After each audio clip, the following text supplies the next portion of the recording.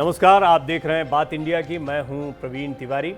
Middle east में तनाव एक बार फिर खतरनाक मोड़ पर पहुंच गया है। अमेरिका ने ईरान पर एक बार फिर हमला कर दिया है, जिसके बाद युद्ध विराम की सारी उम्मीदों पर पानी फिरने लगा है। दरअसल इससे पहले ये कहा जा रहा था कि युद्ध विराम हो सकता है, लेकिन अब जिस तरह की हाल की कार्रवाई हुई है उससे सवाल खड़े हो गए हैं। हालांकि ईरान ने भी जवाबी हमला किया। अब आशंका जताई जा रही है कि इस माहौल के बाद हालात और विस्फोटक हो सकते हैं। सवाल ये भी है कि क्या अब सीज फायर की राह पूरी तरह बंद हो गई है? क्या मिडिल ईस्ट एक बार फिर से बारूद के ढेर पर है? इस टकराव का वैश्विक राजनीति और अर्थव्यवस्था पर क्या असर पड़ेगा? क्या ये युद्ध रूस यूक्रेन की तरह सालों तक चलने वाला है? इन्हीं तमाम सवालों को लेकर चर्चा करेंगे, लेकिन उससे पहले जो ताज़ा हालात हैं उस पर ये रिपोर्ट देखिए।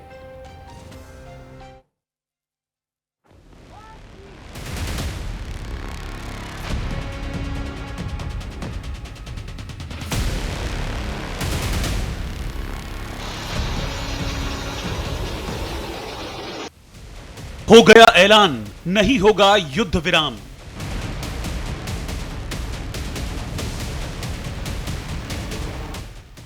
अमेरिका का फिर हमला, ईरान का खून खौला।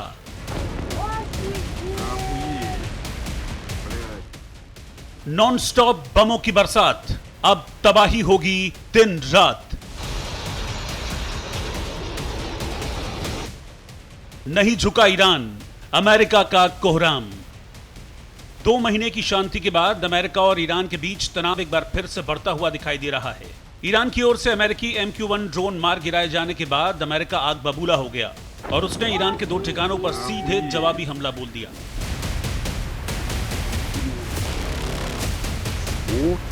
अमेरिकी सेना ने दावा किया है कि उसने ईरान के रडार सिस्टम और drone command and control centres को निशाना बनाया है। वहीं अमेरिकी सेना का कहना है कि ईरान के एयर डिफेंस सिस्टम, एक ग्राउंड कंट्रोल स्टेशन और 2 ड्रोन को नष्ट किया गया है।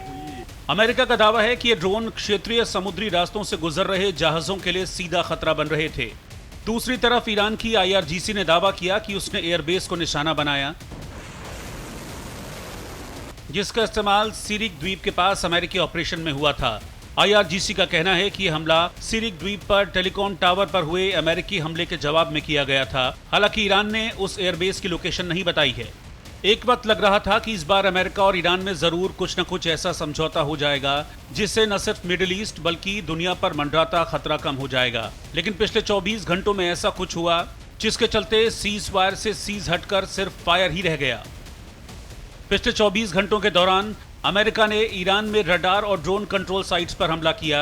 ईरान ने जवाबी हमले में एयरबेस को निशाना बनाया। अब ईरान को अमेरिका पर भरोसा नहीं रहा। अमेरिका ने ईरान जा रहे जहाज को रोक दिया। लेबनान में 900 साल पुराने ब्यूफोर्ट किले पर इजराइल ने कब्जा कर लिया।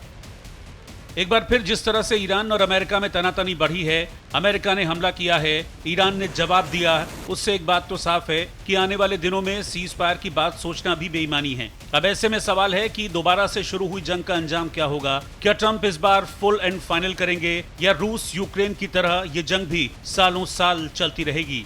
Bureau report, news India.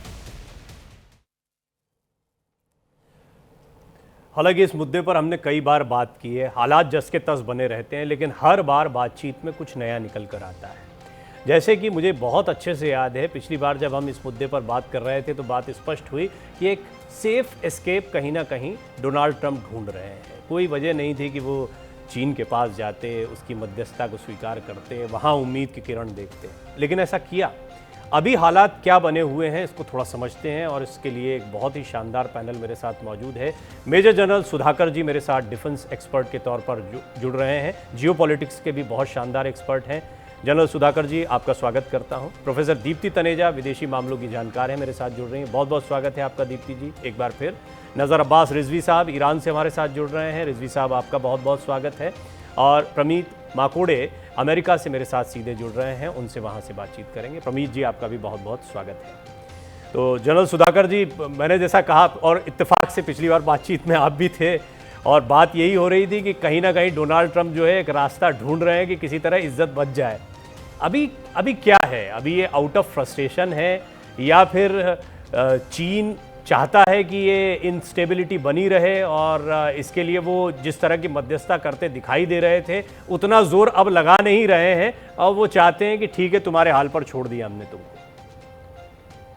बहुत बहुत धन्यवाद, आपने आपके चैनल में शो के लिए इनवाइट किया। मेरे डिस्टिंग्विश्ड को पैनलिस्ट साहब और मैडम को शुभकामनाएं। जहाँ तक आपकी सवाल है, जैसे पहले मेरे ख्याल से आपके चैनल में मैंने बताया था, एक टर्मिनोलॉजी मैंने कॉइन किया था लॉन्ग टाइम बैक, उसको कहता हूँ कि एस्केलेशन एंट्रैपमेंट। यस। और एस्केलेशन एंट्रैपमेंट वो ऐसा फंसे हुए हैं, अगर वो पीछे की तरफ एक तरफ स्पेक्ट्रम की तरफ जाते हैं, रिस्ट्रेंट होता है, रिस्ट्रेंट करते हैं तो डूम, अगर एस्केलेट करते हैं और एंट्रैप होते जा रहे हैं। आपने बिल्कुल ही आपका जो ओपनिंग नैरेटिव में व्याख्या किए हैं वो एक्चुअली ढूंढ रहे हैं कोई एक एग्जिट विद विक्ट्री। विक्ट्री तो ना अभी तक दिखाई नहीं, तो एक फिक्शनल विक्ट्री इस तरह वो उसको सिलेक्ट करना चाहते हैं जो डोमेस्टिक कॉन्स्टिट्यूंसी को वो बता सकते हैं। लेकिन डोमेस्टिक कॉन्स्टिट्यूंसी अमेरिका में आजकल सोशल मीडिया की वजह से बैटलफील्ड में या लड़ाई के मैदान में क्या हो रहा है, मुझे लगने लगा है कि डोनाल्ड ट्रंप और पीट हेग्सेट से ज़्यादा जानकारी उन लोगों को है। तो इसलिए ये कब तक वो जो झूठ बोल रहे हैं, कब तक वो उसको आगे तक खींचेंगे, कहा नहीं जा सकता है। लेकिन मेरे मन में एक चीज़ है, मैं बताना चाहता हूँ, ये ड्रामा चलाते रहेंगे। एक शॉर्ट टर्म ऑब्जेक्टिव हो सकता है डोनाल्ड ट्रंप के मन में, वो ये है कि चाइना को उन्होंने अभी एक कमिटमेंट दिलाया है लेटेस्ट समिट में कि वो 600,000 जो बैरल है क्रूड ऑयल अमेरिका से खरीदेंगे, यानी कि उनका जो डिपेंडेंसी है अमेरिका से शुरू हो जाएगा। अभी तक जो चल रहा है, वेसल के सेलिंग हो रहे हैं, ये जनवरी, फरवरी, मार्च में जो डिमांड हुआ है अभी तक पूरा हो रहा है। और ये जो साइकिल स्टार्ट होगा डिपेंडेंसी, नया डिपेंडेंसी साइकिल अमेरिका के साथ, अगर वो सोच रहे हैं जैसे मैं सोच रहा हूँ तो मेरे विचार के मुताबिक ये जुलाई अगस्त से पहले ये साइकिल स्टार्ट नहीं होगा। एक बार वो चाइना का साइकिल स्टार्ट हो जाता है, उनका पेट्रो डॉलर का जो डोमिनेंस जिसको रेस्टोर करना चाहते हैं, एक छुपी हुई इरादा है, हो सकता है, मैं नहीं कहता हूं कि है या नहीं है, हो सकता है, शायद उसी को अगर वो अचीव कर पाएंगे ये बहुत बड़ा एक सक्सेस सिग्नल होगा। शायद उसी को ही एक सिग्नल के तौर पे मान के जुलाई अगस्त या एंड ऑफ अगस्त तक यहाँ से वाइंड अप करके अगर चले जाते हैं एब्रप्टली, कोई एग्जिट मिलेगा नहीं उनको। मैं बता देता हूँ पहले से, ईरान एक सिविलाइजेशनल पावर है। जो एनरिच्ड यूरेनियम का उनका डील हुआ था JCPOA 2015 से कोई बेहतरीन डील हो नहीं सकता है। यह काफ़ी मैंने गहराई में स्टडी किया है। ये बहुत ही बेहतरीन एक अंडरस्टैंडिंग अमेरिका के साथ हुआ है। ये बिना मतलब डेमोक्रेट और रिपब्लिक के बीच में अपने आप को प्रॉप अप करना चाहते हैं। He is far better and greater than Biden. तो वही चीज को साबित करते करते फंस गए हैं बुरी तरह अभी। और दूसरी बात मैं कहता हूं कि ईरान, देखिए, उनका काउंटर आर्गुमेंट समझने की कोशिश करिए। बिल्कुल सही सलामत सही रास्ते पे ये पढ़े लिखे लोग बहुत होते हैं, और हमारे साथ तो एक पैनलिस्ट साहब बैठे हैं शायद, तो इनका कहना है एक न्यूक्लियर नॉन प्रोलिफरेशन ट्रीटी का मेंबर होने के नाते इनको एंटाइटल्ड है ऑफिशियली कि पावर और इलेक्ट्रिसिटी जनरेट करने के लिए 3 to 5% वो एनरिचमेंट कर सकते हैं। मेडिकल साइंस का रिसर्च के लिए 20% तक कर सकते हैं। जितना उनका स्टॉक पाइल है कोई देश को देने की जरूरत नहीं है। ईरान के अंदर इंटरनेशनल एटॉमिक एनर्जी एजेंसी के नीचे there is a provision, there is a mechanic to dilute or de enrich the enriched uranium and bring it to the expected level. ये अगर उनके पास ये आर्गुमेंट है, मुझे नहीं लग रहा है ईरान इसके साथ तो सहमत होगा, इसलिए इसमें भी फेल होंगे। और स्ट्रेट ऑफ हॉर्मुज़ की जो बात है, चाहे आप कुछ भी कर लीजिए, मेरा जितना समझ है मिलिट्री साइंस और डॉक्ट्रिन को मैं स्टडी करता हूं, अगर ईरान को मैं थोड़ा सा अंदर से जाके काफी गहराई में स्टडी किया हूं, जिस दिन ये स्ट्रेट ऑफ हॉर्मुज़ को ये दे देते हैं, उस दिन आप मान के चलिए ईरान सरेंडर की बराबर नहीं बल्कि यूएस के सामने टोटल सरेंडर कर। क्या ये ईरान इसको एक्सेप्ट करेगा? मेरे ख्याल से नहीं। ये एक कैच 22 सिचुएशन में आ गए हैं। चाहे आप अनक्लोज 1982 को बदल डालें या इंटरनेशनल ऑर्डर को बदल डालें। सर 100 की सीधी बात। लास्ट पॉइंट, लास्ट लाइन बस। मुझे लगने लगा है तालिबान के साथ जैसे डील हुआ था कुछ साल पहले 2021 को, वैसा ही इनके साथ डील करके जय हिंद करके वापस जाएंगे और with a sullen face he will have no face to actually go back to. जी, आपकी जो बात है उससे ये समझ में आता है कि वो चाहते हैं कोई एग्जिट मिल जाए, और ईरान कोई एग्जिट नहीं देगा, क्योंकि कोई भी एग्जिट देने का मतलब एक तरीके से सांकेतिक रूप से जीत दे देना है, और वो ईरान अब देने के मूड में नहीं है। प्रोफेसर तनेजा, यहाँ पर जो सुधाकर जी ने जनरल सुधाकर जी ने बहुत ही शानदार तरीके से सारी चीज़ को समराइज किया है, लेकिन एक सवाल जो था जिससे हमने शुरू किया, चाइना की भूमिका, और ये बात सही है कि पेट्रो डॉलर युआन इसकी लड़ाई से बात शुरू हुई, कहाँ ईरान इजराइल वो सब मिक्स खिचड़ी सी बन गई है, कहीं कहीं हम देख रहे हैं कहीं की ईंट कहीं का रोड़ा टाइप का मामला दिखाई दे रहा है, लेकिन यही जियोपॉलिटिक्स है और सबके तार जुड़े हुए हैं इसमें, कौन किसके साथ है ये भी बड़ा महत्व का है। लिहाजा इसमें क्या आपको लगता है, क्या जनरल सुधाकर जी की बात से आप सहमत हैं कि यहाँ अपने पेट्रो डॉलर के डोमिनेंस को बनाए रखने का कोई प्रयास अमेरिका ने अभी तक किया है, और चीन ऐसी किसी बात को मानेगा? नमस्कार प्रवीण जी और सभी को पैनलिस्ट को भी। जनरल सुधाकर जी ने बहुत बखूबी ये पूरा समराइज किया, लेकिन इसमें जो आपने अहम सवाल पूछा उससे मैं थोड़ा सा वाकिफ नहीं रखती हूँ sir, with all due respect to you. देखिए, अमेरिका की तो ये पूरी की पूरी कोशिश ही सारी पेट्रो डॉलर की डोमिनेंस की थी। आप कहीं पर भी इतिहास उठा के देख लें, और वेनेजुएला में जो किया, ईरान में जो किया, वो सारा अपना डॉलर डोमिनेंस का, पेट्रो डॉलर का जो वर्चस्व है वो बनाने के लिए था। तो आज अमेरिका ने, ट्रंप ने खास करके शी के साथ बातचीत तो इस बात की करी है, लेकिन उस चीज की बाकायदा कोई डील और मोडालिटीज अभी साइन नहीं हुई जो सर ने अगस्त और सितंबर की टाइमलाइन दी थी। सर, उसमें मुझे अभी भी डाउट है, क्योंकि जो पूरी बॉडी लैंग्वेज और जो पूरा एक समीकरण बैठा था ट्रंप और शी की मीटिंग के बाद, उसमें ट्रंप का ही डाउनफॉल और ट्रंप का ही एक नेगेटिव इंपैक्ट जो था वो देखने मिल रहा था, बिकॉज किसी भी चीज में शी ने सरेंडर और किसी भी चीज में शी ने रिलेंट नहीं किया जो ट्रंप के मंसूबे थे। तो इसके चलते, और ये वो भी जानते हैं, चाइना भी जानता है, शी भी जानते हैं कि ईरान की पूरी फंडिंग और ईरान का पूरा डॉलर का, ईरान का पूरा जो मिसाइल सिटीज कह लीजिए, मिसाइल फैक्ट्रीज कह लीजिए, वो सारी funding it was a quid pro क्यो रिलेशनशिप। चाइना के पास सब कुछ है सिवाय तेल के, तो चाइना को तेल चाहिए, अमेरिका के पास तेल है, लेकिन बात आती है डॉलर की। तो सर, अगर ये डील होगी भी तो it is not as simple as you are making it sound. जो मुझे लग रहा है कि अगर अमेरिका से तेल वो लेगा भी तो कहीं ना कहीं कोई ना कोई कंडीशन आएगी कि वो डॉलर में नहीं होगा, वो युआन में होगा, या वो कोई मिक्स करेंसी में होगा, या कोई और लोकल करेंसी की बात होगी। इतनी आसानी से, because she is also really, जिसे कहते हैं कि स्टूअर्ड, जिसे कहते हैं टास्कमैन कह लीजिए, एडमिनिस्ट्रेटर कह लीजिए, ऑटोक्रेटिक बिहेवियर वाला कह लीजिए, वो इतनी जल्दी रिलेंट नहीं करेंगे अमेरिका की उस पर कि जी लीजिए, आप मुझे तेल दीजिए और मैं आपको डॉलर में पेमेंट कर रहा हूँ। तो ये सारा खेल परवीन जो बैठ के आएगा वो पेट्रो डॉलर का ही आएगा। लेकिन सर ने जो बहुत सही बात बोली कि ट्रंप को कोई बहुत आसान एग्जिट नहीं मिलने वाली है। वो जैसे उन्होंने 79 में जब ये रिलीजियस रिजीम आई थी, आयतुल्लाह की रिजीम आई थी, रजा पहलवी के समय भी जो उन्होंने ऑपरेशन ईगल क्लॉ किया था, उसमें जैसे ही वहां पे रिजीम चेंज हुआ अमेरिका में, जब जिमी कार्टर, रोनाल्ड रेगन का जो रिजीम चेंज हुआ, तो अपने आप ही वो हॉस्टेजेस सिचुएशन भी ईरान ने रिलीज कर दिए। तो ये एक सडन एब्रप्ट एग्जिट ही मिलेगा ईरान ने। आप देखिए, अगर पिछले हम 1 महीने की या 2-3 हफ्ते की खास करके जो सीज फायर टॉक्स चल रही थी, उसमें ईरान की तरफ से 4 मुद्दे आ रहे थे। उन्होंने कहीं ना कहीं इजराइल, हिजबुल्ला, हमस, इनकी बातों को कहना छोड़ दिया हुआ था। वो बात कर रहे थे सैंक्शंस की, अपने फ्रोजन असेट्स की, होर्मुज की और न्यूक्लियर की। लेकिन अब कल जो स्टेटमेंट्स आई हैं, जब से अमेरिका ने, वो ट्रंप ने वो डील साइन करने से रिफ्यूज किया है, तब से बार बार से वो इजराइल और हमस और हिजबुल्ला की भी बातें IRGC और ईरान की तरफ से आनी शुरू हो गई हैं। तो ये अब्रप्ट एग्जिट ही होगा। चाइना इसमें बहुत एक स्ट्रॉन्ग रोल प्ले कर रहा है। अभी ये भी रिपोर्ट्स आ रही थी कि वो जो सोल्जर को उठाने, रेस्क्यू करने के बहाने जो वो एनरिच्ड यूरेनियम उठाने का जो एक ऑपरेशन था, जो खैर फेल्ड था, उसमें भी Chinese missiles, Chinese drones use हुए थे।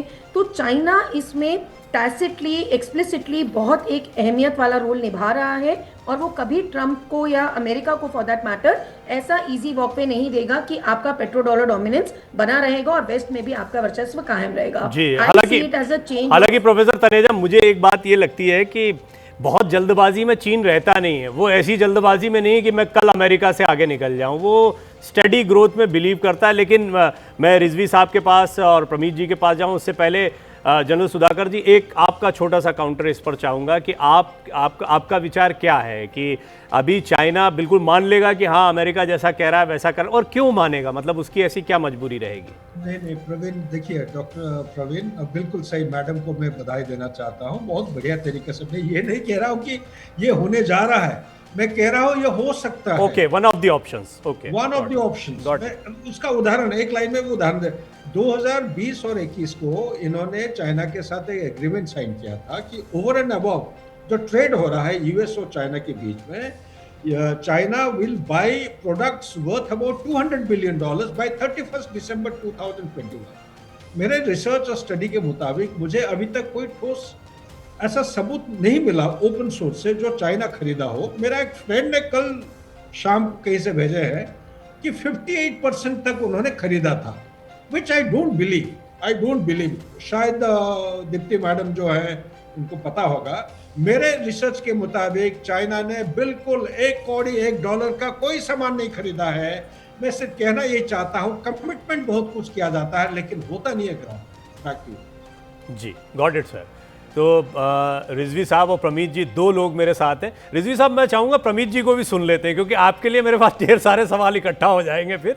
तो प्रमीत जी, आपने सुना है अमेरिका की सिचुएशन, पहले तो मैं आपकी सोच भी जानना चाहूँगा क्योंकि अमेरिका से कई मित्र बैठते हैं, वो सब अब जो है डोनाल्ड ट्रंप के खिलाफ ही बोलते दिखाई देते हैं, तो वो ऐसा लगता है कि उनसे खुद बहुत ज़्यादा परेशान हो गए। लेकिन आपका विचार क्या है? अमेरिका का स्टैंड एक तरीके से एक सेफ एस्केप किसी तरह से उनको मिल जाए, इस बात की चाह है। दूसरा, हर तरीके से एक ये समस्या आ गई है डोनाल्ड ट्रंप के सामने, किसी तरह ये खत्म हो, और खत्म होने की कोई वजह भी नहीं मिल रही उनको। Thanks, Praveen ji, for having me, and namaste to all the panelists. See, first of all, this war has not been started by America. इसकी जो नींव रखी गई थी वो अक्टूबर 2023 में नींव रखी गई थी, जब हमास, हिजबुल्ला और पर्टिकुलरली हमास ने जब वो पैराशूट से जो उनके बाशिंदों ने एक निर्दोष लोगों को, 1100 से ज्यादा निर्दोष लोगों को मौत के घाट उतारा, और उसमें से 35 से ज्यादा अमेरिकन थे और 1000 से ज्यादा हमारे इजराइल के, हमारे जो खास सहयोगी हैं अमेरिका के, उनके नागरिक थे। तो the war foundation has been laid on that time. तो एक बेस्ट में क्लियर कर दूं, जब लोग कहते हैं कि अमेरिका ने पूरी दुनिया पे वॉर थोपाए, तो ये बात सही नहीं है।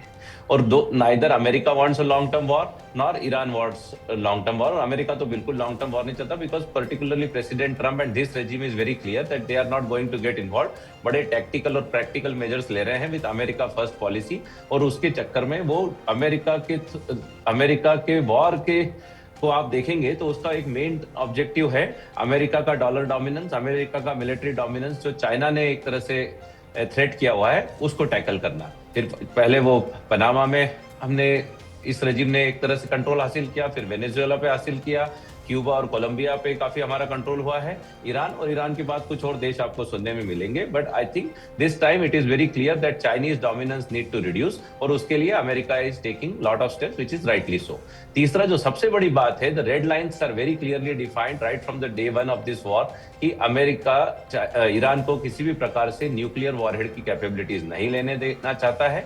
स्ट्रेट ऑफ हॉर्मुज तो बाद में इन्होंने ही वेपनाइज किया, अमेरिका ने उसको वेपनाइज नहीं किया। Weaponisation of straight of Hormuz जो किया वो ईरान ने किया, और पूरी दुनिया में जो एक लॉजिस्टिक हाहाकार मचाया वो उसका जिम्मा ईरान को ही जाता है। अमेरिका ने कुछ हफ्ते बाद उसकी स्क्रिप्ट पलट दी, तो अपने लिवरेज में उसको लिया। तो military leverage, economic leverage, diplomatic leverage, ये सब आज अमेरिका के पास में है। आज आप देखेंगे तो वहां के बड़ा ताज्जुब होता है कि जो मुस्लिम देश हैं, कई लोगों को ये ताज्जुब होता है कि जो मुस्लिम देश ईरान के आसपास हैं वो भी अब अमेरिका की तरफ आ गए हैं और ईरान के एंटी चले गए हैं।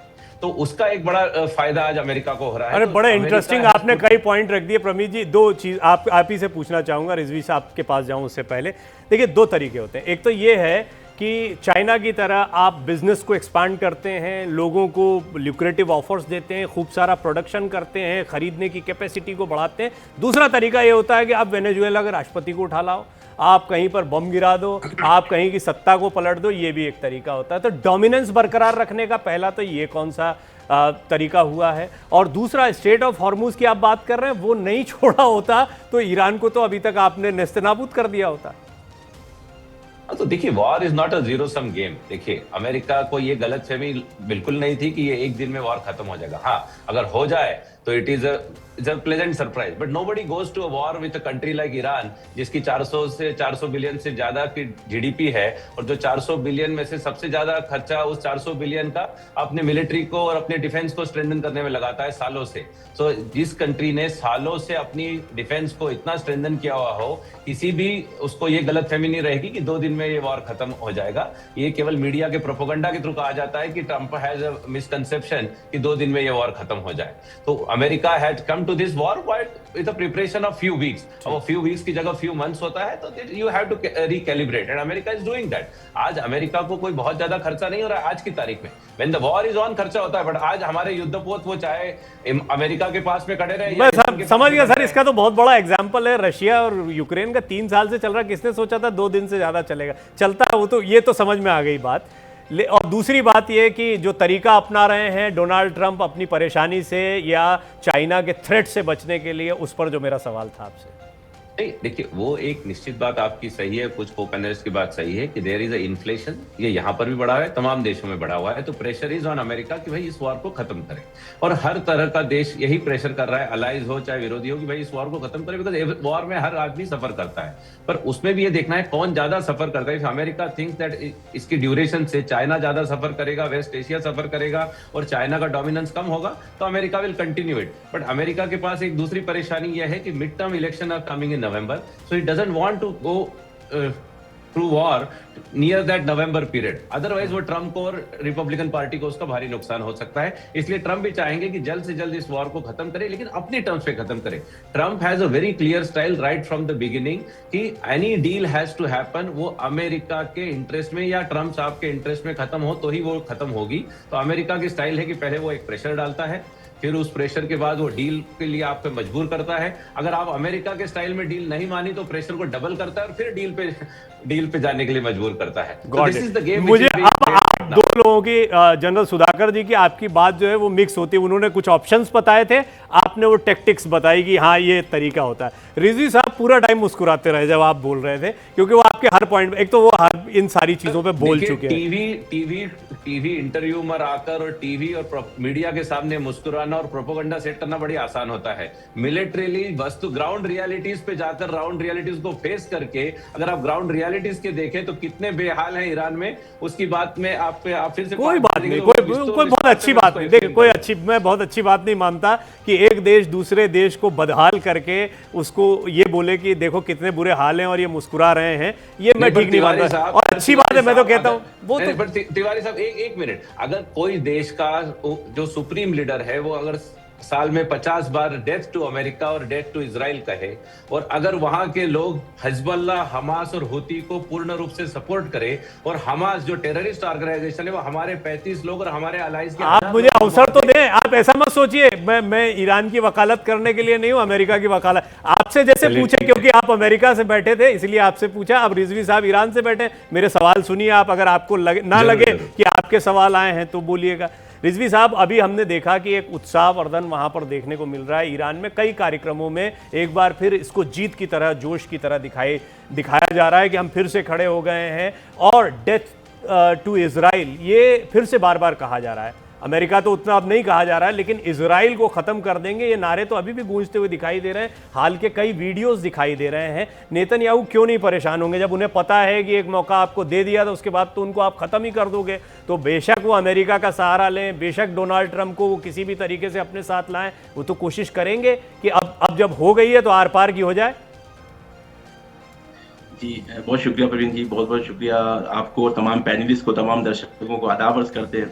एक शेर से शुरू करूंगा आपकी इजाजत से कि हम आह भी भरते हैं तो हो जाते हैं बदनाम, वो कत्ल भी करते हैं तो चर्चा नहीं होती। प्रमित जी जिस तरह से बात कर रहे थे, मुझे लग रहा है कि नोबेल प्राइज पीस का जो है न सिर्फ इस साल का बल्कि अगले 15-20 साल का जो है वो अमेरिका को ही दे देना चाहिए।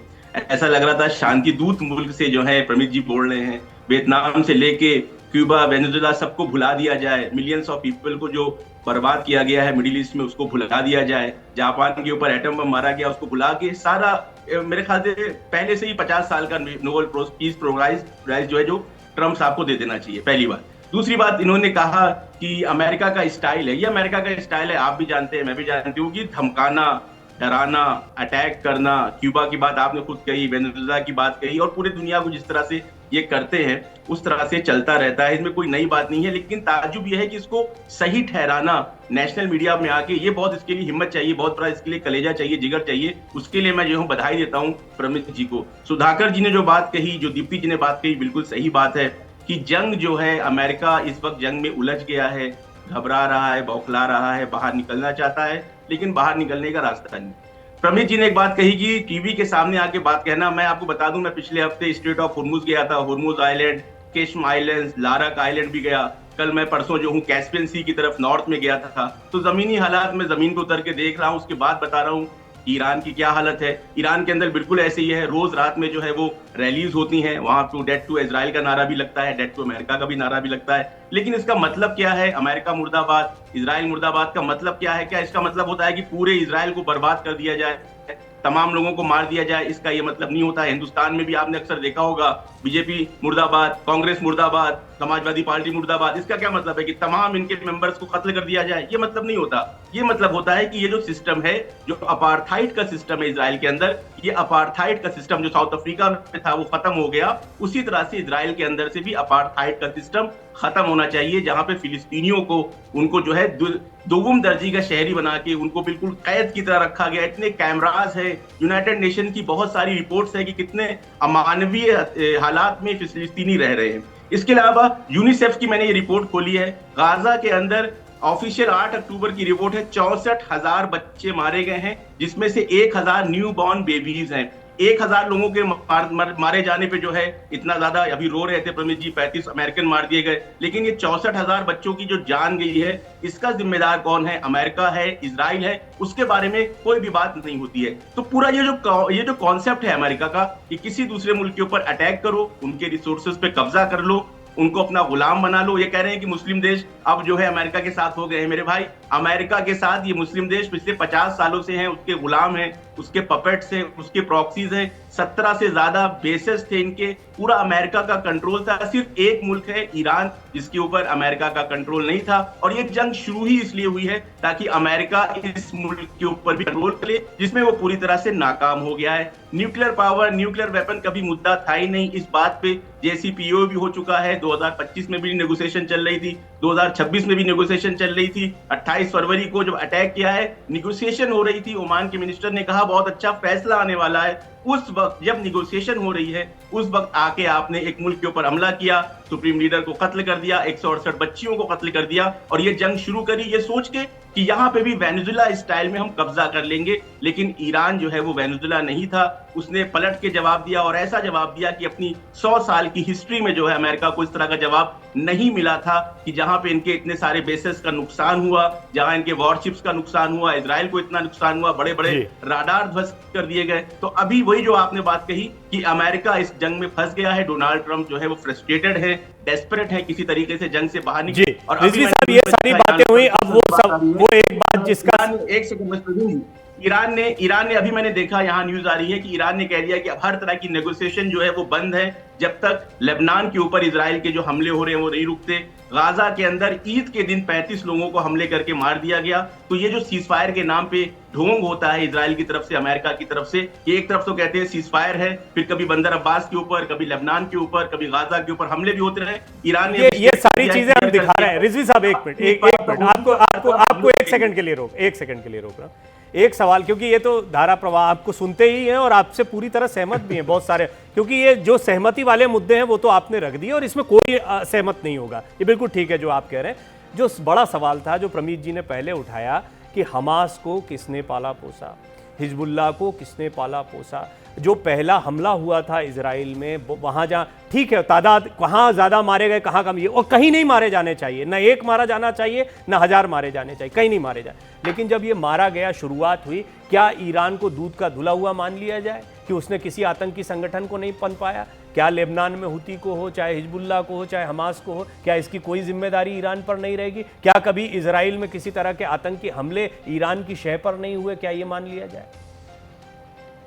देखिए प्रवीण जी, इसके लिए मैंने आपसे पहले भी आपसे कहा था कि इस बात को शुरू जो है, जैसे कि पिछली बार भी प्रोग्राम में बात हुई थी कि सब कुछ 2023 से शुरू हुआ है। मैंने उस दिन भी कहा था कि सब कुछ 2023 से नहीं शुरू हुआ है 1948, बल्कि बैलफोर डिक्लेरेशन से सब कुछ शुरू हुआ है कि जब फिलिस्तीन को खत्म करके इजराइल नाम का एक मुल्क बना दिया गया, लाखों लोगों को बेघर कर दिया गया, हजारों लोगों को कत्लेआम कर दिया गया, ये तब से शुरू हुआ है। हमास हो, हिजबुल्लाह हो, हौसी हो, इसको अमेरिका कहता है आतंकवादी संगठन। हमारा मुल्क हिंदुस्तान इसको आतंकवादी देखिए संगठन ये है ना, बहुत लंबा जाएगा, फिर वो हिटलर तक चले जाएंगे, यहूदियों के साथ क्या हुआ वहां तक चले। ये तो मानवता का इतिहास। वर्तमान समय की बात करें, अगर हम किसके हाथ में कुंजी होती है, अगर यहां पर स्थिरता का माहौल बनाए रखा जाता तो क्या इतने बुरे हालात बनते? मतलब चिंगारी लगाने के बाद में बड़े धमाके कौन कर रहा है पर हम विचार कर लें, लेकिन चिंगारी किसने लगाई इस पर हम विचार ना करें।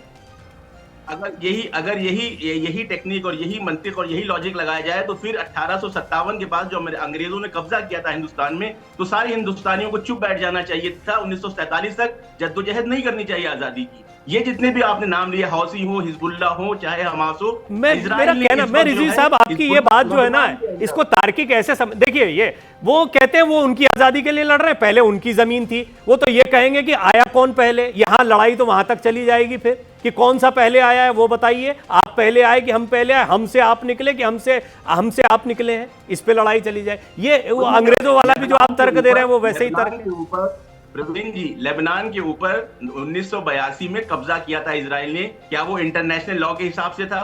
यूनाइटेड नेशन का क्या स्टैंड है उसके बारे में? जो कब्जा बैरूत तक इजराइल ने किया था, मैं समझ गया आपके। अब जरा इसका एक बैलेंस व्यू लेते हैं। मेरे मन में है बहुत सारी चीज, क्योंकि ये भी प्रिय विषय रहा है इस क्षेत्र में। जो कुछ होता पढ़ने से ही है, आपके जितना जानकार नहीं हूं, लेकिन प्रोफेसर तनेजा पढ़ाती भी हैं, पढ़ती भी हैं। तो प्रोफेसर तनेजा, आप थोड़ा इस पर प्रकाश डालिए। वैसे तो जनरल सुधाकर जी इस इलाके की बड़ी गहरी स्टडी और कई रिसर्च पेपर भी उनके हैं, लेकिन एक एक करके पहले आप प्रोफेसर तनेजा मुझे बताएं कि यहाँ पर इस जगह पर ये जो हालात बने, इसका असली जिम्मेदार कौन है, बीज कहाँ है?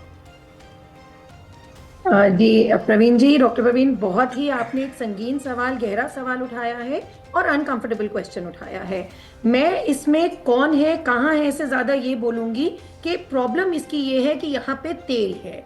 तो अब आप इसको प्रॉक्सी कुछ भी कह लीजिए कि ये करता है या वो करता है। मैं ना यहाँ पे अब्बास भाई की बात से सहमत हूँ, ना यहाँ मैं प्रमित सर की बात से सहमत हूँ कि ये कर लेना। मैं तो पहले प्रमित जी की बातों पे इसका प्रकाश डालूंगी कि जिस टाइप की वो बात कर रहे थे कि अमेरिका फर्स्ट रखने के लिए हम चाइना को कंट्रोल करेंगे, हम ये करने के लिए, वो करने के लिए, मतलब ऐसे लग रहा था कि जैसे गॉड ने आके इनको, भगवान ने आके इनको बोला है कि भैया तुम पूरे वर्ल्ड के रक्षक हो और तुम ये चीजें करो क्योंकि तुम्हें अपना वर्चस्व सबसे ऊंचा रखना है। तो प्रमित जी, वर्ल्ड ऐसे नहीं चलता है, आपकी सुप्रीमेसी पे वर्ल्ड नहीं चलता है। और आपने जो बहुत सारी चीजें गिनवाई, आपने तो अनफॉर्चुनेटली तो डॉक्टर परवीन का मैं साधुवाद करना चाहूंगी कि उन्होंने ये अनकंफर्टेबल क्वेश्चंस उठाए भी, उन्होंने ये बात भी करी कि हमस की, हouthis की, चाहे हिजबुल्लाह की, आपने तो वो बातें तक नहीं करी। आपने तो ये बोला कि ईरान में ये रेजीम थी, वो रेजीम थी। आपका सीधा मुद्दा तेल है और पेट्रो डॉलर में डीलिंग है, उसके अलावा और कुछ नहीं है। आपने जो क्यूबा का नाम लिया, आपने बहुत सारी कंट्रीज के नाम लिए। कहाँ पे बगदाद में आपको वेपन ऑफ मास डिस्ट्रक्शन मिले थे? अल्टीमेटली तालिबान के साथ आपको गुजारा ही करना पड़ रहा है। आज तालिबान गवर्नमेंट बना के बैठी हुई है। वॉर ऑन टेरर जो आपने शुरू किया, उसका क्या हश्र हुआ वो सब जानते हैं। लेकिन at the same time Abbas भाई, देखिए, इस बात से नकारा नहीं जा सकता है। आप जो कह रहे हो कि यूएन का क्या स्टैंड था, देखिए यूएन ने ऑफिशियली इजराइल को रिकॉग्नाइज किया है। अब वो अमेरिका के सपोर्ट से किया है, वो आप ही जानते हो, वीटो पावर उनके पास है, लेकिन it has been recognised as a legitimate country. अब वो लेजिटिमेट कंट्री को लेकर, जैसे देखिए भारत और पाकिस्तान के बीच में भी पीओके को लेकर प्रॉब्लम्स चलती रहती हैं, चाइना इंडिया को लेकर भी, चाहे वो डोकलाम हो, गालवान हो, अक्साई चिन को लेकर भी नेपाल भारत के बीच में भी इश्यूज चल रहे हैं, वहां मानसरोवर की यात्रा को लेकर। तो ये सब प्रॉब्लम्स जो होती हैं, इसका मतलब ये नहीं है कि आप आग में घी डालने का, आहुति डालने का काम करें। आपने कहा, जो आपने एक कोटेशन से शुरू किया, लेकिन वही बात मैं आपकी आगे बढ़ाऊंगी कि हम करें तो उफ भी नहीं होती है, जो आपने ये बात बोली। प्रॉब्लम तो यही है ना सर, इस बात को तो डिनाई नहीं किया जा सकता कि आईआरजीसी ने इन सबको फंड किया है। If things were also correct, तो क्यों पेजेश्कियान साहब ने, अभी 12 घंटे पहले की न्यूज है, क्यों रेजिग्नेशन दिया है? इतना तो सब वहां पे सही नहीं है। पेजेश्कियान जी जाकर रशिया में मिलते हैं, पेजेश्कियान जाके ओमान में मिलते हैं, और आज वो सीधा बयान के साथ बोल रहे हैं कि क्योंकि मैं अपनी जनता में चुना हुआ एक प्रतिनिधि था, उसको मैं नहीं अपनी बात को पूरा कर पाया हूं, तो इसकी वजह से, क्योंकि आईआरजीसी IRGC का कंट्रोल बढ़ रहा है। उनके बकायदा शब्द है कि IRGC के कंट्रोल के चलते वो अपना रेजिग्नेशन डाल रहे हैं। तो और दूसरी बात जो आप कह रहे हो कि होर्मुज को लेके जो मिलिटराइजेशन है, होर्मुज को लेके जो वेपनाइजेशन है, आप बताइए ना, जो आपके साथ के जो फ्रेंडली नेशंस थे, भारत जैसे देश का क्या कसूर है जो आपने होर्मुज को ब्लॉक कर दिया? सर, ऑयल डिपेंडेंसी है वेस्ट में। प्रमित जी ने तो बहुत बखूबी बोल दिया कि वो ये देखते हैं कि किसका कहां फायदा है, अगर चाइना उससे नीचे जा रहा है तो वो कंटिन्यू रखेंगे। प्रमित जी, वर्ल्ड ऐसे नहीं चलता है। आपने कहा ट्रंप या अमेरिका, आप इसको डिस्टिंक्ट कर लीजिए। कौन सा प्रेसिडेंट, मैं कहूंगी बेशर्मी, sorry Praveen ji, doctor Praveen ji, if I am using such hard words, but कौन सा प्रेसिडेंट ऑफिस में रह के अपने नाम पे ट्रेड डीलिंग्स करता है? 500 से 800 बिलियन डॉलर के ये तो ऑफिशियल आंकड़े हैं कि 3700 के उन्होंने डीलिंग्स करी हैं स्टॉक मार्केट में ओवर 90 डे पीरियड। सर, ऐसे वर्ल्ड नहीं चलता है। There has to be some ethics. तो ये जो दोनों कर रहे हैं, बेसिकली भारत जैसे शांति प्रिय देश सैंडविच बने हुए हैं between military state. Got it. आपका ये बड़े इंपॉर्टेंट बिंदु आपने प्रोफेसर तनेजा उठाए हैं। रिजवी साहब, IRGC वाले पॉइंट पे आप कुछ कहना चाह रहे थे, क्विक कमेंट अपना करिएगा, फिर मैं जनरल सुधाकर जी के पास। बस ये कहूंगा कि वो जो आपने भी बात की, पेजेशकियान साहब ने इस्तीफा दे दिया है और कहा है कि IRGC मुझे काम नहीं करने दे रही है, ये एक गलत खबर है जो ईरान के दुश्मन चैनल ईरान इंटरनेशनल ने चलाई, और अनफॉर्चुनेटली हमारे मुल्क के मेन स्ट्रीम मीडिया ने भी इसको बहुत उछाला। ये अनफॉर्चुनेट है बहुत कि ईरान इंटरनेशनल जो पूरी तरीके से ईरान के खिलाफ काम करता है, हत्ता मैंने प्रोग्राम्स देखे हैं, उन्होंने ऑन स्क्रीन जो है वो लोगों को उकसाया है, भड़काया है जनवरी में कि रोडों पे आओ और पुलिस को कत्ल करो। ईरान इंटरनेशनल न्यूज चलाई कि पेजेशकियान साहब ने इस्तीफा दे दिया है। ये बिल्कुल फेक न्यूज है, गलत बात है। हमारे मीडिया ने भी, बड़े बड़े मीडिया हाउसेस को चलाया, ये गलत है। बाद में आके पेजेशकियान साहब ने सफाई दी है कि ऐसा बिल्कुल भी नहीं है, फेक न्यूज है, उसकी बात पे यकीन ना किया जाए। इसके अलावा जो आप कह रही थी कि हिजबुल्ला, हमास, हौती, बिल्कुल ये बात बिल्कुल सही है कि ईरान जो है इन सारे लिबरेशन मूवमेंट को सपोर्ट करता है, क्योंकि ईरान चाहता है जिस तरह से पूरी दुनिया के अंदर इंसाफ की बात होती है, पूरी दुनिया के अंदर अदालत की बात होती है, फिलिस्तीनियों को भी उनका हक मिलना चाहिए। फिलिस्तीनियों को भी, आपने कहा कि यूएन ने रिकॉग्नाइज किया इजराइल को, लेकिन यूएन के कितने रिजोल्यूशन है जिसकी मुखालफत, ये बात तो पूरी दुनिया मानती है। ईरान का स्टैंड जो इजराइल में हमला हुआ, रिजवी साहब बड़ा इंपॉर्टेंट बात आपने कही, जो इजराइल में हमास का हमला था वो आतंकी हमला था या नहीं? नहीं, वो आतंकी हमला नहीं था, वो आतंकी हमला नहीं था हमास ने जो किया। हमास, देखिए वही मैं कह रहा हूं, इसको समझना पड़ेगा। हमास जो है एक ऐसी ऑर्गेनाइजेशन है, एक ऐसी ऑर्गेनाइजेशन। बताइए रिजवी साहब, आपकी बड़ी बड़ी बातों को कैसे कोई सुनेगा फिर?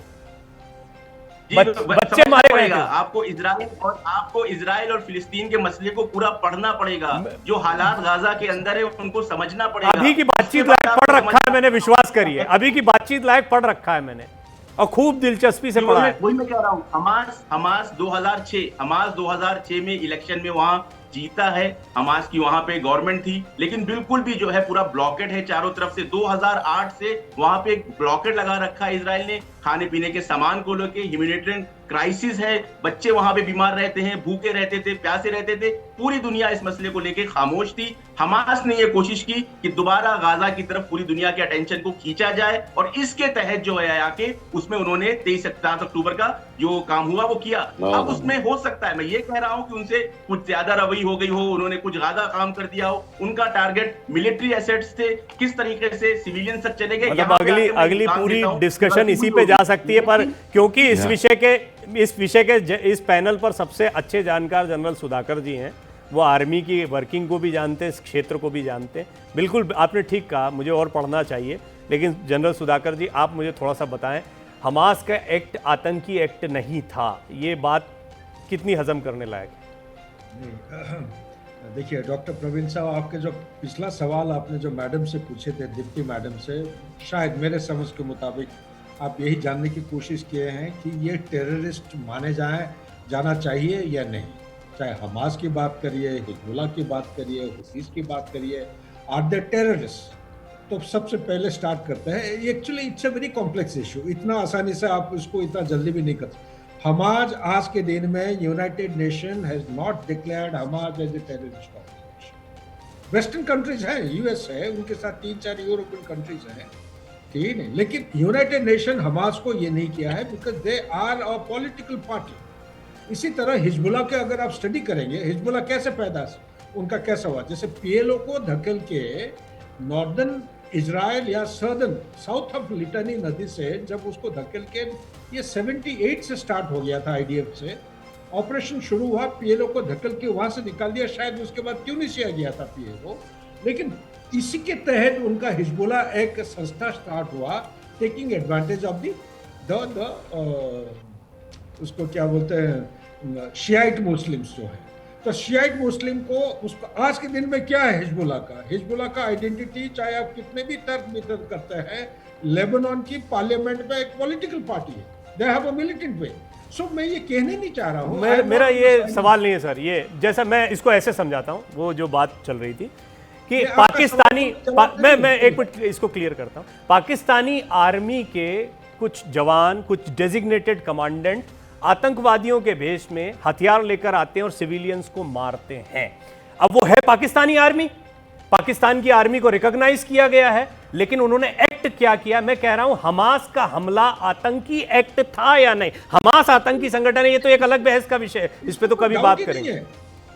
डॉक्टर प्रवीण, इसमें कोई डाउट ही नहीं है। अगर हम 21st सेंचुरी में ऐसा एक्ट के ऊपर अगर सवाल पूछते हैं कि वो टेररिस्ट एक्ट था या नहीं था, then I think we need to be re-educated। बिल्कुल आपने ठीक कहा, मैं इसको मानता भी हूं, क्योंकि रिजवी साहब ने कहा वो आतंकी हमला नहीं था, तो ये सवाल पैदा हो गया। नहीं, वहीं पे आ रहा है। एक बात मैं इसमें कहूंगा, बस 1 मिनट, 30 सेकंड मुझे दीजिएगा। अगर हमास का 7 अक्टूबर का हमला आतंकी हमला था, तो आपको ये कहना पड़ेगा कि अमेरिका ने जो 28 फरवरी को ईरान के ऊपर हमला किया, 168 बच्चियों को मीनाब में मारा, शहीद किया, ये भी टेरर अटैक था, ये भी आतंकी हमला था, दुनिया का सबसे बड़ा आतंकी हमला था। और फिर हमें कहना पड़ेगा कि यूएस जो है वो दुनिया का सबसे बड़ा आतंकी देश है, जिसने हिरोशिमा और नागासाकी के ऊपर बम गिराया, एटम बम। अगर यही बात है कि किसी मुल्क के ऊपर हमला कर देने से वो आतंकवादी संगठन हो जाता है या वो हमला आतंकवादी हो जाता है, तो फिर ईरान के ऊपर जो हमला किया गया है, होता है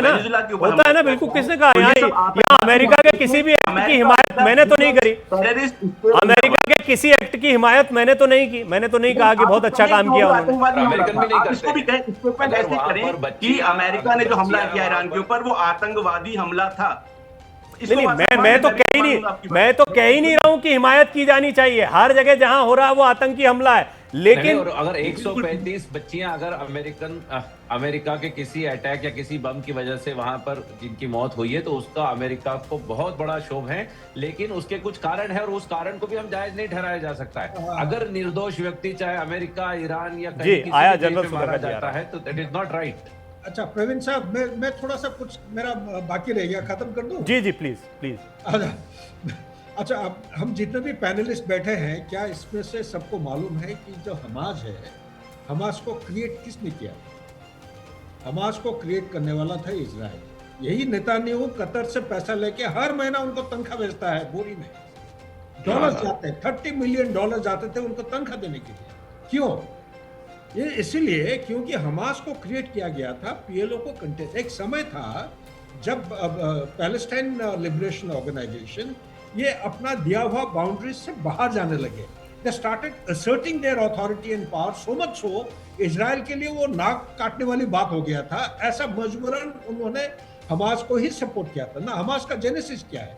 अगर हमास का जेनेसिस देखेंगे, मुस्लिम ब्रदरहुड इजिप्ट में जब 1928 हुआ, उसके बाद आए, they started inactive, very passive kind of activities, clinics खुलने लगे, schools हुआ, मस्जिद हुआ, मेडिकल ट्रीटमेंट करने लगे, क्लिनिक्स आने लगे धीरे धीरे, वेरी सोशल सर्विसेज, इस तरफ उन्होंने उसको एनकरेज करते रहे। They wanted to use Hamas at one point in time. यही नेतान्याहू है जो उनको एनकरेज और प्रमोट कर करके यहाँ तक लाए हैं। वही नेतान्याहू हमास को अभी डेसिमेट करने के लिए कोशिश कर रहे हैं। उनके लिए वो ब्लैक टीम एक बना रखा है। सो उसके ऊपर डिस्कस ना करके एक जो बड़ा अच्छा सवाल आपने पूछा था, मैडम उसके जवाब देने की कोशिश की है। मैं सिर्फ इतना ही कहूँगा, ये जो कॉम्प्लेक्स है ना, जैसे कि हमारे प्रमित साहब कह रहे थे कि 7 October was the trigger. Yes, 7 October was the trigger 2023। लेकिन डोनाल्ड ट्रंप आज के दिन में अगर लड़ाई के अंदर आए हैं, तो उनका मुद्दा जितना मेरे को समझ में आया है, वो एक्चुअली रेजिम चेंज हो या ना हो, वो जोश में आ गए हैं बिना कोई होश। उनका एक ही मुद्दा है कि JCPOA जो बाइडेन या सॉरी ओबामा के टाइम में बना था, उससे कोई बेहतरीन एक टारगेट या अंडरस्टैंडिंग अचीव करने का उनका मुद्दा था। ये मेरे समझ के मुद्दा। Very true. नंबर 2, ये रेजिम चेंज के बारे में ये बहुत जल्दबाजी किए हैं। उन्होंने सही सलाह नहीं लिए हैं, लोगों से बात नहीं सुने हैं। रेजिम चेंज ये छोटा मोटा वेनेजुएला जैसे देश नहीं है। इनका काबिलियत बहुत है, उनका आर्किटेक्चर इज टोटली डिफरेंट। मजलिस है, मजलिस के नीचे उनका एक गार्डियन ऑफ सम काउंसिल और समथिंग इज देयर एंड अलग अलग 6-7 लेयर है। एक जब हुक्म पास होता है, हमारा अंदाज ये है कि IRGC ने जो हुक्म दिया वो सीधा पास हो जाएगा। इनका कोई वैलिडेशन कमिटी भी है मजलिस में। Majlis is there to clear all this orders. Supreme leader तक पहुंचने से पहले एक उनका एक फॉर्मेट होता है, एक चेन ऑफ कमांड होता है, उसके थ्रू हर एक चीज आता है। तो ईरान को इतना जल्दी आप ये रेजिम चेंज नहीं कर पाएंगे। मिलिटरीली उनको भी हराना बहुत मुश्किल है। तो मेरे समझ के मुताबिक यही है कि समय is running out, time is running out and midterm election is round the corner. Donald Trump is not in a position to actually compromise. He is looking for a smooth exit. और exit कैसे मिलेगा, चाहे वो Cuba का बहाना करे या Greenland का बहाना करे। अभी वो थ्रेशोल्ड को बढ़ा के कुछ जस्टिफाई करना पड़ेगा कि भाई ये मेरा समय आ गया है, अब ये मैं बस करता हूँ, आपको हैंडल करना है इजराइल का। Got it. इससे मेरे मन जी मेन मुद्दा है इजराइल का, to go in for a greater Israel. एक डॉक्यूमेंट है प्रवीण जी, आपके पिछले शो में मैंने बताया था, उसको कहते हैं क्लीन ब्रेक। 1996-97 में एक टॉप सीक्रेट डॉक्यूमेंट बनाया गया था, बाई पार्टीजन डॉक्यूमेंट। उसके तहत ये क्लैरिटी के साथ लिखा गया है अमेरिका में, क्लैरिटी के साथ, there is no space, please don't mind mister Rizvi, I am not actually trying to go against anybody, there is no space for two nation theory in Middle East, number 1। Number 2, अभी ये जो हो रहा है, ये नौटंकी तो नहीं कहूंगा, ये लड़ाई हो रही है, ये इतना जल्दी समाप्त नहीं होगा। ये इसको माउथ ऑफ ग्रास्टो डॉक्ट्रिन होता है इजराइल का। ये हर 6 महीने 3 महीने ये लगातार इनके दबाव डालते जाएंगे और उनको डेसिमेट करने की, वीकेंड करने की कोशिश करेंगे। और सबसे बड़ा मुद्दा है इजराइल का ग्रेटर इजराइल, ताकि अब्राहम एकॉर्ड सूनर और लेटर ये फ्रक्टिफाई हो जाए। जी प्रमीत जी। देखिए, एक जो स्टेटमेंट अभी आया कि इजराइल ने हमास को जन्म दिया, उससे मैं बिल्कुल भी इत्तेफाक नहीं रखता हूं। उनकी ये बात सही है कि वहां के जो PLO को कमजोर करने के लिए चैरिटेबल ऑर्गेनाइजेशंस को कुछ सपोर्ट किया और बाद में वही चैरिटेबल ऑर्गेनाइजेशंस अगर टेररिस्ट ऑर्गेनाइजेशन के रूप में तब्दील हो जाती है, तो it is not the fault of Israel. भाई ये तो पावर गेम चलता है कि किसी को आपको सपोर्ट करना पड़ता है, किसी को नहीं। बट 7 अक्टूबर का जो आक्रमण था या जो आघात हुआ या जो नरसंहार हुआ, वो पूर्ण रूप से टेररिस्ट अटैक था। कहीं भी निर्दोष आदमी मारे, वो टेररिस्ट ऑर्गेनाइजेशन के थ्रू उसको लेबल करना चाहिए। और दूसरा ये कि हमास को जन्म इजराइल ने दिया, इसमें मैं इत्तेफाक नहीं रहता हूं। और तीसरी बात जो है, जो मैं कह रहा हूं कि भाई America is not looking for कि ईरान के ऊपर अपना झंडा फहरा दे और उसको अपने जीत घोषित करे, ये अमेरिका का इंटरेस्ट नहीं है। America is looking for 2 things right now very clearly, कि जल्द से जल्द वॉर खत्म हो। लेकिन अमेरिका की जो रेड लाइंस हैं, जो स्ट्रिक्ट लाइंस हैं, जो स्ट्रिक्ट कंडीशन है, उसको पूर्ण रूप से ईरान माने। उसमें न्यूक्लियर वॉरहेड कैपेबिलिटीज बिल्कुल ना हो, और उसके भी 2 भाग हैं। और यही प्रेसिडेंट ट्रम्प की एक प्रैक्टिकल सोच भी है। President Trump earlier America was saying कि वो प्रोड्यूस न करे। अब प्रेसिडेंट ट्रम्प ने कहा है कि not only produce, they should not buy और प्रोक्यूर एज वेल, यानी किसी भी प्रकार से उनके पास न्यूक्लियर वॉरहेड की कैपेबिलिटीज ना आए, ये क्लियर है। और स्ट्रेट ऑफ हॉर्मुज को टोल नहीं लगाया जाए, और स्ट्रेट ऑफ हॉर्मुज पे किसी भी प्रकार को अनड्यू एडवांटेज ईरान को मतलब जाए। इजराइल की मदद जैसी कोई बात नहीं थी यहाँ पे। नहीं, इजराइल 100% मदद जैसी पूरी बात है। अमेरिका दोस्तों का दोस्त है, दुश्मनों का दुश्मन। इजराइल ये इश्यूज तो तब भी थे, इससे पहले भी थे। ये इश्यूज तो बहुत पहले से हैं, कोई आज के इश्यूज तो है नहीं। तो आज जो 60 दिन में या 90 दिन में अमेरिका ने एक बड़ी जीत एक तरह से हासिल की है। कुछ भाग का कि हमास और हिजबुल्ला कमजोर हुए हैं, उनकी मिलिट्री कैपेबिलिटीज ईरान की कमजोर हुई है, उनको इकोनॉमिकली बड़ा वीक कर दिया गया है। $1 के अगेंस्ट में कुछ 15 लाख या 13 लाख के रियाल, इस तरह से एक रेशो है। Got it sir. मतलब कुल मिला के इजराइल ने कुछ थोड़ा काम किया शुरुआती, बाकी काम करने के लिए अमेरिका उतर कर आ गया। ये आप इसको ऐसे समराइज कर रहे हैं। हम दोनों साथ में मिलकर ही काम किए हैं, उसमें मैं कोई गलत, इसमें आप मैं कोई बहुत मैं प्रोफेसर तनेजा के पास जाना चाह रहा हूं, लेकिन रिजवी साहब बहुत क्विक कमेंट आप जो कहना चाह रहे हैं, ताकि बातचीत का तार बना रहे। मुझे लगता है कि आज आपके इस शो पे एक बहुत ही हिस्टोरिक फैसला हो जाएगा। प्रमित जी से मैं सवाल करता हूँ, उन्होंने बहुत अच्छी बात कही, मैं कबूल करता हूँ, कहीं भी अगर निर्दोष मारा जाए तो वो हमला आतंकी हमला होता है। तो प्रमित जी, फिर आप कहिए कि अमेरिका एक आतंकी मुल्क है, आतंकी देश है, जिसने हिरोशिमा और नागासाकी से लेके वेनेजुला तक मिलियंस ऑफ पीपल को, निर्दोष लोगों को मारा है। इसमें सबसे रिसेंट जो है ईरान है, ईरान के अंदर 3000 लोगों को उसने आके कत्लेआम किया है। आप कहिए कि अमेरिका ठीक है, आप सुनते हैं। प्रमित जी कहेंगे आप? बात खत्म करता हूं। नहीं, ये बिल्कुल भी इससे वाकिफ नहीं रखते हैं। जैसे देखिए, आज पाकिस्तान में टेररिस्ट ऑर्गेनाइजेशंस को ट्रेनिंग दी जाती है। Pakistan harbours terrorist organisation. जब पाकिस्तान जब कश्मीर में आके अपने भारतीय निर्दोष लोगों को मारता है और उसको फेसबुक लाइव टेलीविजन पे दिखाया जाता है, तब बिना यूनाइटेड नेशन के परमिशन इंडिया पाकिस्तान पे अटैक करता है, वो जायज है। सिमिलरली अगर अमेरिका जापान में जो लोग मरे वो निर्दोष थे या निर्दोष नहीं थे? प्रमित जी, जापान में जो लोग मरे वो निर्दोष थे या नहीं? 100 साल पुराने सर, उस टाइम वर्ल्ड वॉर 100 साल या 500 साल की बात नहीं होती है। अच्छा, अफगानिस्तान में जो लोग मरे, जो सीरिया में लोग मरे, जो सीरिया में लोग मरे, जो इराक में लोग मरे, जो भी बच्चियां मरी 168, वो निर्दोष थी या नहीं? उन बच्चियों की बॉडीज नहीं मिली है, किसी का हाथ मिला है, किसी का पैर। मैं मिल के आया उनके पेरेंट्स से, अभी एक बच्चे का सिर्फ जूता मिला है प्रवीण जी, बॉडी उसकी पूरी एवेपोरेट हो गई। वो बच्चे निर्दोष थे या नहीं थे? अगर निर्दोष अगर कहते हैं निर्दोष की जान जाने वाले हमले को आतंकी हमला कहा जाएगा, तो मीनाब का हमला आतंकी हमला है या नहीं? प्रमित जी से मेरा ये सवाल। आपने सवाल कर लिया, प्रमित जी को जो कहना था वो उन्होंने कह दिया। अब इस पे अगर हम आप दोनों को छोड़ दे तो अभी अगला जो थोड़ा बहुत समय है ना वो इसी में गुजर जाएगा। आपका सवाल बना हुआ है, प्रमित जी का जवाब बना हुआ है, और वो जहां बना वो वहीं बना है। आपकी भावना समझ गए, आपकी भावना समझ गए। मैं कह देता हूं अपनी तरफ से, जो भी मुल्क निर्दोषों को मारे वो आतंकी मुल्क है, बात खत्म। अब रुकिए ना इसको, वो प्रमित जी कहें ना कहें। प्रोफेसर दीप्ति तनेजा, ये बातचीत जहां पर आई है उसमें एक बात तो तिवारी जी, अगर स्कूल, मस्जिद और हॉस्पिटल के तहखाने में या उसके बगल में आप मिलिट्री एस्टेब्लिशमेंट लगाएंगे तो कभी न कभी अनफॉर्चुनेटली गलती से वो निर्दोष लोग, ऐसा नहीं था, बिल्कुल भी ये गलत बात है। Come on Pramit ji, come on Pramit ji, come on, छोड़ दीजिए इसको। मैं जानता हूं, देखिए रिजवी साहब आपको इस पे क्यों लाए मालूम है? रिजवी साहब इस पर आपको क्यों लाए? रिजवी साहब जानबूझकर आपको इस पर लाए, इस पे कोई जवाब नहीं बनता है। खत्म करिए इस बात को, इस पे कोई जवाब बन ही नहीं सकता है। लेकिन मैडम बोलने से पहले एक चीज बता दूं 2 लाइन में। बोलिए ना सर, बोलिए। इजराइल का एक कोर होता था, division is to look after Gaza. Israel एक फॉर्मिडेबल फोर्स है, उनका नाक के नीचे ये टनल बनाते रहे हैं, डिप्लॉयमेंट करते रहे हैं, और 7 तारीख को आके खुलेआम पूरा एकदम नाके दम आके अंदर घुस के 28 किलोमीटर मार के चले गए। तो इजराइल जो फॉर्मिडेबल फोर्स था क्या कर रहा था? कैसे सो रहे थे कि उनके पास इंटेलिजेंस नहीं था? और दूसरी बात, एक डिवीजन को, एक नहीं 2 डिवीजन थे, दोनों डिवीजन को वहां से हटाए क्योंकि उनके विचार के मुताबिक वो थ्रेट नहीं था। ये किस किस्म की फॉर्मिडेबल फोर्स है ये? ये सवाल, काउंटर क्वेश्चन। अगर 7 तारीख को हुआ है, इसको ट्रिगर मानते हैं, prevention is better than cure, क्या वो हमास को पहचाने नहीं थे पहले? मैं एज ए सोल्जर पूछ रहा हूँ, I am in the side of the Israeli.